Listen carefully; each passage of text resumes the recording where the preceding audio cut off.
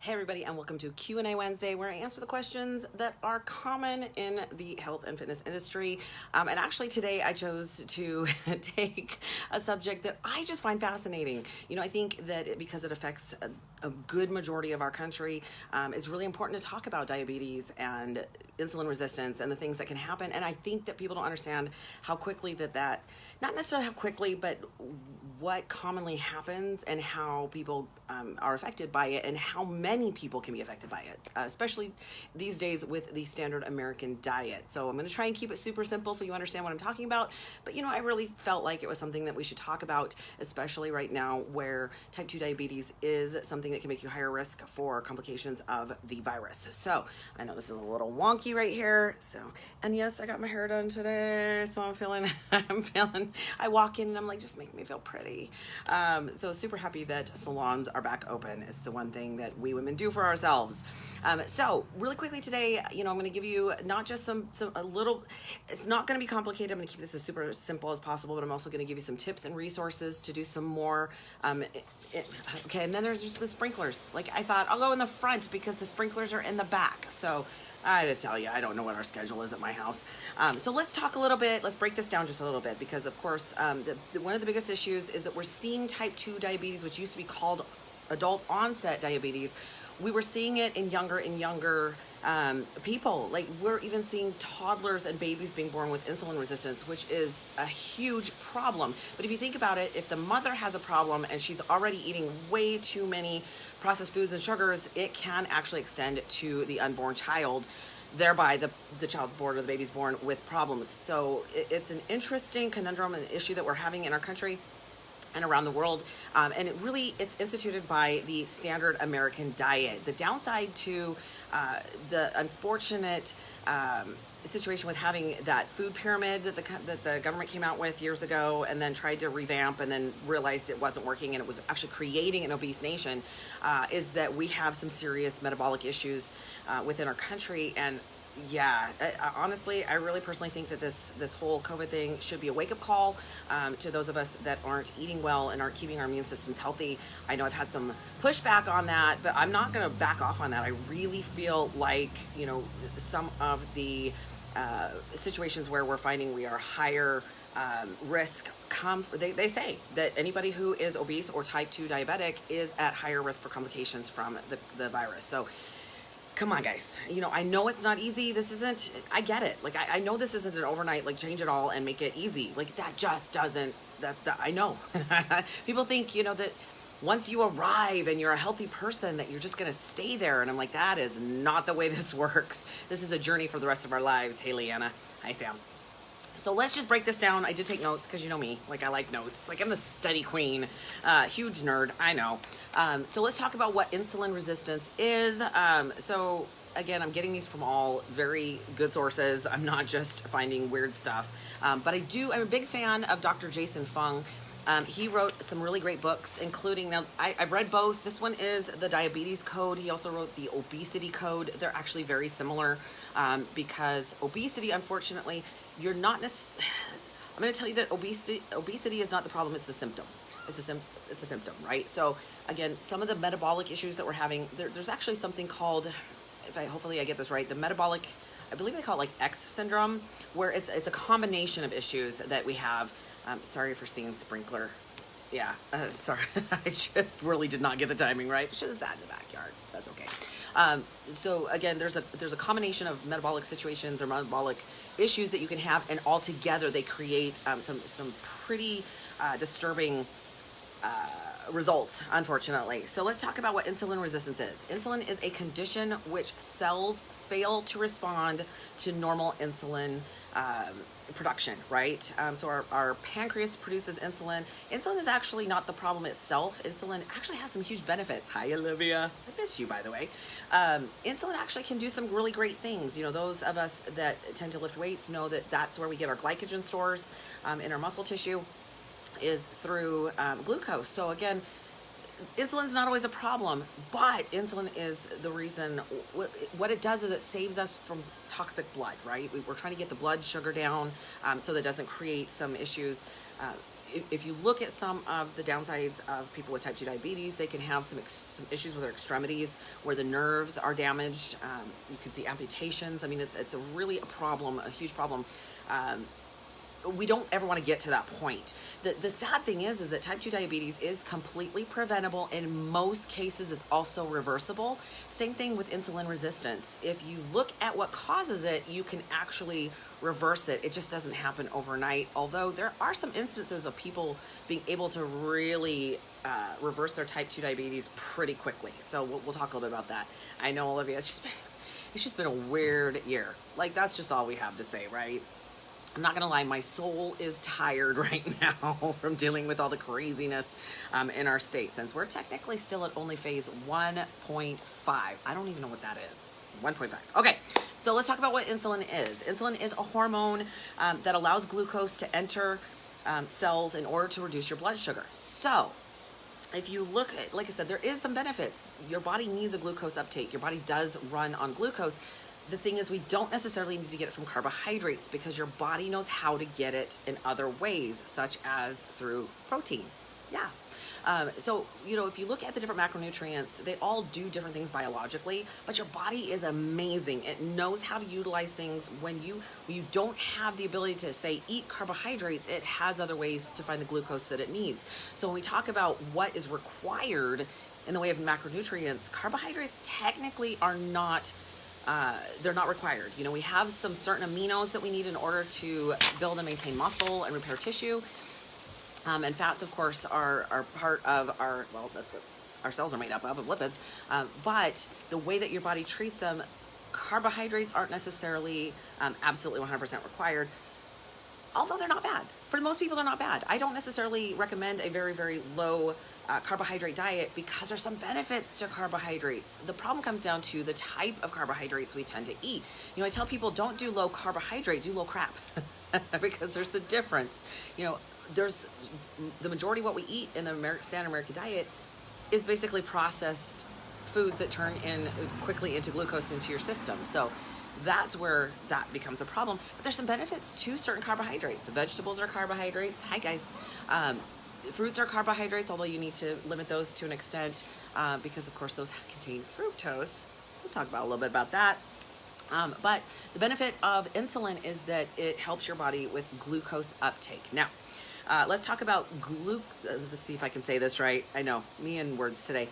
Glycogenesis, which is the storage of glycogen. So there are some benefits. Your body was designed to store a certain amount of glucose as glycogen. Now, that's what your body will take it, and it will store it in both either liver or muscle, right? So that's the storable form of glucose is glycogen. But the problem is that those cells can only store so much. But because of the abundance of carbohydrates and, of course, processed foods these days, we tend to eat way more than we should. I'm really flabbergasted at a lot of diets that really dedicate about 30, anywhere from 35 to 60% in carbohydrates. And I'm going, okay, if you are type 2 diabetic, you should not be eating that many carbohydrates, period. And if your goal is to lean out, your body it prefers to burn glucose. So if you're eating sugars or processed foods and your body is sending insulin in order to deal with that, it cannot burn fat at the same time. So again, you have to understand how your body works biologically to make sense of that. Unfortunately, most of us eat way more processed food and sugars than we should, and so our body does something called lipogenesis, which means it turns that excess energy into body fat because it has to do something with it. Dr. Jason Fung calls that energy overflow or energy overspill. And so it has to do something with it. All right, so what happens is when your liver stores and your muscle stores are full, the cells are full, it's kind of like one of the examples he gave is when you have a suitcase and it's already full, but you're still trying to shove clothes in there and make sure it can close. There's literally no more space. And that's kind of the beginnings of insulin resistance. It's not that your body doesn't produce enough insulin, it's that the cells are already full. That suitcase is so full, it can't accept any more things, but yet your insulin is still trying to shove things in there. And thereby it gets to the point where it's just not as effective. So if you think about, if you're somebody who doesn't drink alcohol very often. Well, when you drink, you tend to become intoxicated fairly quickly because your body doesn't deal with that very often. But if you're somebody who drinks regularly, it takes more and more and more alcohol in order to feel the effects of being a little tipsy or intoxicated. And it's kind of the same thing. When your body keeps producing insulin, like I said, the problem isn't an insulin production problem, it's an overflow problem of the cell. Hopefully that makes sense. So what happens is when I can't even speak today. It's only Wednesday. Okay, let me slow down. When the glycogen stores are full, your liver packages excess energy, glucose, in new fat. Okay, and then they start to get stored in places that it shouldn't, right? Because of course, we don't need all that excess glucose. So I gotta make sure I get this in the right order. All right. So, like I said, it's not that the glucose is not going into the cell under the influence of insulin. It's just there's no more room for the glucose to go into the cell, and that's where you get insulin resistance. The cell is too full to accept any more glucose. So that's when insulin happens. Yeah, it's an overflow problem. So does that make sense? And then the problem comes down to, when people are type 2 diabetic and they're really struggling to get their blood sugar down, then the doctor prescribes insulin, which is that's not the solution. That's just creating more and more issues because there's still nowhere for the body to store the glucose, but yet you're using insulin. So there's a problem, in site injections where people put insulin, especially within the abdomen area where they actually get fatty deposits because the body has to do something with it, and you're still injecting more and more insulin. Just trying to make sure I cover all this so that it makes sense. I took really good notes, I swear. So the solution is not to give it more insulin, which is what our body tries to do by itself. It's actually to eat less carbohydrates. And so one of the things Dr. Jason Fung talks about is you have to empty out that suitcase in order to allow there to be more room to put more glucose in there. So in other words, you have to empty out the cell in order to have room for that. So if you're consistently eating more and more and more carbs and there's nowhere to put it, but yet you're not burning it off through, say, exercise, there's no more room to put that glucose. So the problem is that it's one of those things that isn't necessarily recognizable. Sometimes it takes years and even decades to become insulin resistant. It is for the most part reversible, but again, it's twofold. You have to stop putting glucose in there, and then you have to burn off the stored glucose in order to make more space for it. Does that make sense? Hopefully it does. Hopefully the suitcase analogy helps with that. So like I said, the problem is that we're seeing a lot of these issues in younger and younger people, and that's scary to me. Dr. Mark Hyman talks about at this point, and it's now 2020, which weirdest year ever, we will never forget it, right? Is that about 75% of the American people are overweight, and about 42% are obese. We're getting to the point where we're almost 50% diabetic, and that is unacceptable because it is preventable. And unfortunately, it's because we think that this is normal. Who drinks a 6-pack of sugar-filled soda pop every day, and then they get a latte, and then they have a hamburger with the bun that's it's a processed enriched bleached flour, which basically turns to sugar as well. So unfortunately, we've been indoctrinated to thinking that this is the way to eat, and it's not. Our ancestors did not necessarily have this problem because they didn't eat the amount of processed food that we have. If you think back even further to our ancestors even before that, the only time that they ate sugar was in natural sugars such as fruit. And they did that because they needed to store up for the winter. So they may have put on a little bit of fat, but that's because they would burn it off in times of less plenty. So again, part of it is that food is so readily available that even now, even in the midst of quarantines and COVID and craziness and pandemic, you still can go down to the corner convenience store, which is open, and still get a plethora of junk, right? And that's a huge problem. The other issue too is, we forget that fructose, you've got to learn to read labels. Part of it is learning to read labels in the products that you use. First of all, if you're using mostly food that has labels, you're probably not eating healthy enough. You need to be eating proteins and complex carbohydrates and greens and things that were grown by the earth. The funniest thing I ever heard was if you can't kill it or grow it, you probably shouldn't be putting it in your body, which is honestly not a bad idea. Now, I'm not saying that you can't ever eat those things. What I'm saying is if that is the majority of your food, we have a problem, and that's what's causing the situation that we're currently in. But fructose is only metabolized by the liver. Not even, your body doesn't deal with it through insulin. So again, that becomes a problem as well. So high fructose corn syrup. So sugar itself, or sucrose, is both glucose and fructose. Contains both. So again, you're getting multiple problems from the same product. So ways to deal with this: obviously cutting out as much processed food as possible. And again, I know that's difficult. I've had people say, well, that's just not even possible. Well, technically it is, because this girl used to be 210 pounds and eat a lot of processed food. For me, it was just, I had to educate myself. They don't teach it in school, they don't teach it enough, and there's so much conflicting misinformation that people don't even know where to start. You look at a box and it says organic. Well, that does not automatically make it healthy. So again, they don't make it easy to figure things out. And that's why you need to go through and watch all my episodes on YouTube, because we talk about what the truth is. And it honestly isn't that complicated. But see, that doesn't make anybody money. So that becomes the problem. So learn to read labels, not just the nutrition part of the label, but learn to read oh, there goes the water. Now it's quiet.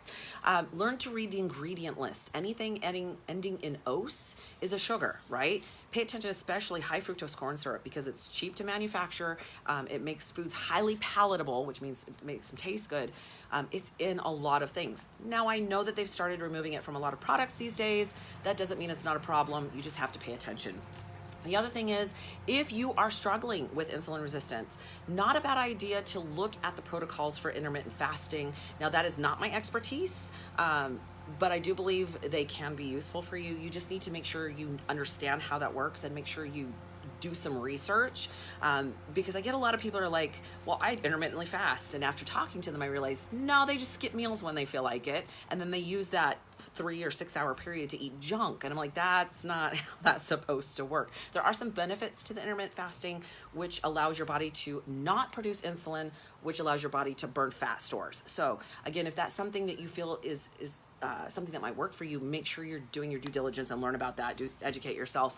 Definitely listen to anything that Dr. Jason Fung has out there. He also has books on intermittent fasting, as well as the obesity code and the diabetes code, and they are really good. And if you're not a reader, you can get them on Audible. It's not that difficult. So hopefully that just gives you a little bit of information into what insulin resistance is. I think that people just don't understand what that means, and that they think, well, it can't happen to me. But unfortunately, it's becoming more and more common, and it doesn't need to be. So pay attention to what you're eating. Track it for a little while. See if that's something that you might need to change. Unfortunately, sugar is definitely an addictive substance, so it might take you a little bit in order to unaddict yourself from it, but it's doable. So if you have any questions, comments, concerns, please message me. Either leave a comment below or message me directly through Facebook Messenger. I do actually respond because I want you to be happy and healthy, especially during these crazy, weird times, which I refuse to accept as being our new normal. I just do. So have an incredible week, you guys. I love you all. I want you to be happy and healthy. And that is Q&A Wednesday. Have an incredible one. Bye now.